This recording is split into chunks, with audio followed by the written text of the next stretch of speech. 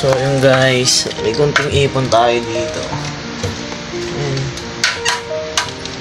Papadala ko na lang kay ate.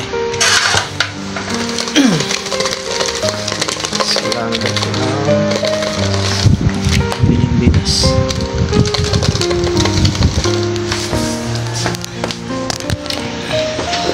Di ko alam kung magkano aabutin ito, pero sana makatulong po kay na ate.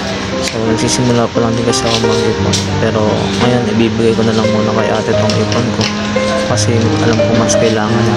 Sana makatulong sa ito ate. Pasensya na kasi wala pa ako ganun ka ipon extra pera, pero ito ilalaan ko to para sana makatulong to sa iyo ate ko. At dito nga ay binibilang ko na kung magkano talaga yung naipon ko. So ayun, 100, 150. So ayun guys, inabot lang guys is 370. So ito na lang guys muna yung mapapadala ko kay ate. Syempre wala pa rin sahod, ito lang na ipon ng pera, pero yun sana makatulong sa ito ate.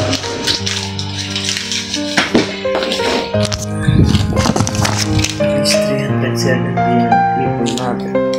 So bibigyan lang ako kay ate.